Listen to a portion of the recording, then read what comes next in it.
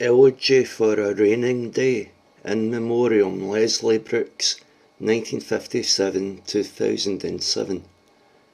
Where I drift past, my footsteps take me, weightless, down the serried lanes, where no sounds and where distance wake me, through breaking suns and glades of rains. The people here won't see or leave me, when I go where dead are well. I grieve for woes too dead to grieve me, where I do dwell, where I do dwell. Yet if you'll think of me one moment, sit down and have a drink with me.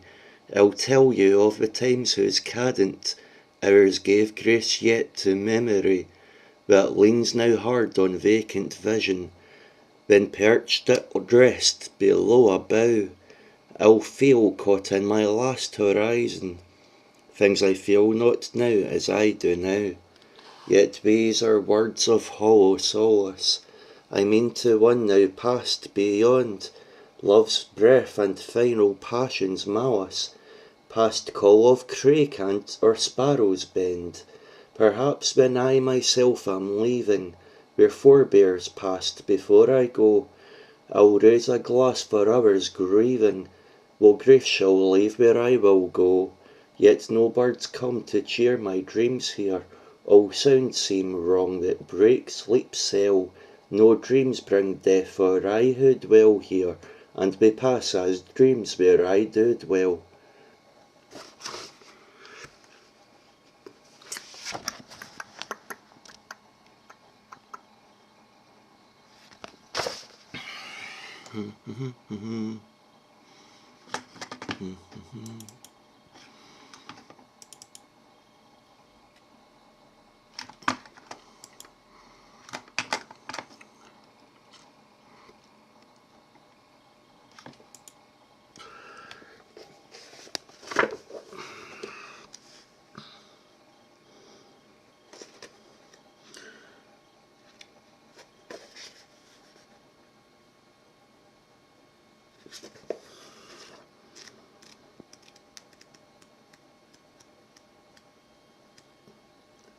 In the quiet time. Forgiveness and forgetfulness are words I sometimes think have worth to just the dead. Though envy creeps, I grudge no man's rewards, where lie no gilt-edged thoughts against my head. The funeral march bears off away from mind the petty sins that no more stain the frame of this lone man we represent in name, to all lost things that whisper with the wind. It's not a day that's either cold or strange, where I watch all these mourners as I stand, where fancy lacks its liberty to range, beyond each word ungarnered at my hand. None speak, or if they talk, they take each breath from drops the distant rains forget to pour, where eyes won't seek the sunset's western shore, that greets the death of day and day of death. Though time for some has seemed itself to die, grown rigid as frost's wraith upon a leaf, it does not join them there within their grief. There's grown no western darkness in the sky, beyond that which the eve's last blind is drawn against its usual shuttering sun-worn eye, so that it seems forgetful they should cry, forgetful that things stable all stays gone. The winds that seem stagnated now will pass again against these beachless banks of green, to wreathe the trees will touch till leaves will last, and move them past and weave a different scene. We think a while for us where stray breaths sigh, with all such things the stark clouds can amass, forgetful that all forms thus leave time's glass, with wraiths that played then fell from memory. My presence here is one who shares the blood of him who long since passed his coffin's press, is as some page made void of one true word, my speechless voice just as superfluous.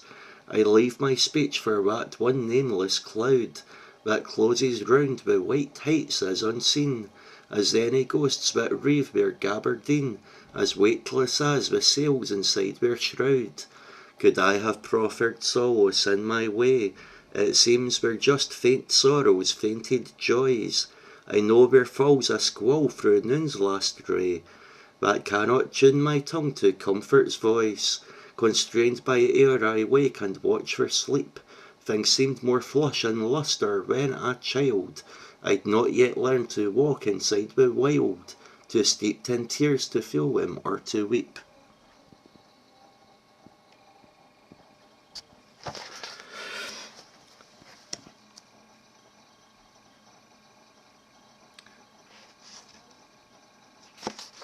One more poem, but I will have to find it in the book.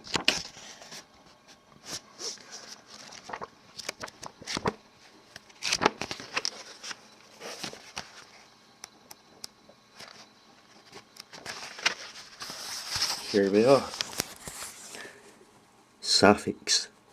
Slumber comes too late to scare awakening. I know before there was a life to bind me. I cross the streets instead and watch the rainfall murmur without ears. It can know no sound but seems intent on hearing what it has to say or what it breathes in being. To my ear that hears, not to myself is listening, too restrained for tears.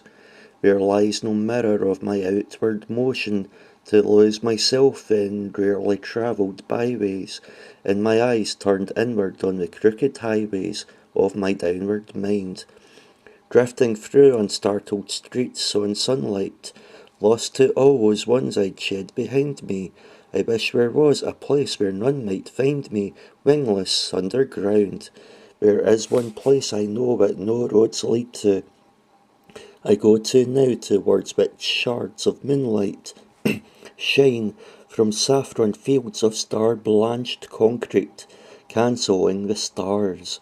The faces there are as the winds behind her, distant yet and too remote to view her. But if all seemed right, and if we only knew her, would we mourn that now? Will her eyes shed violets under lands of azure? Will we laugh at blessing or at rest an hour? Would the almsless flowers not redeem their power at the gates of care? I do not know how he could conspire her capture, for it seemed my sense was more attuned in dozes of her starless guile to lips that mocked all roses, cinnabars and myrrh. At a glance I died before some strained Adonic could find its place in words I feel deceive me. Chance channeled it to the eye of thought to limp out Sapphics in pursuit of you. It was a blessing beyond benediction, some antique state that made me dream I told you, and so my gate drifts in a barren country, measureless, unblessed. In the deads of darkening I failed to find you, and the street lights vacant as the starry eyeballs, they cast askance where as the light that restless infiltrates my rest. I can just see darkness where that light is resting. It is all of yours, and where its lamp is looking, it divides the eye and thought in stormy waters, too constrained to weep. Yet within this night none of their faces fallen, their years they seemed to cast from stormless waters, to sympathize with mine or all that falters, cradled into sleep.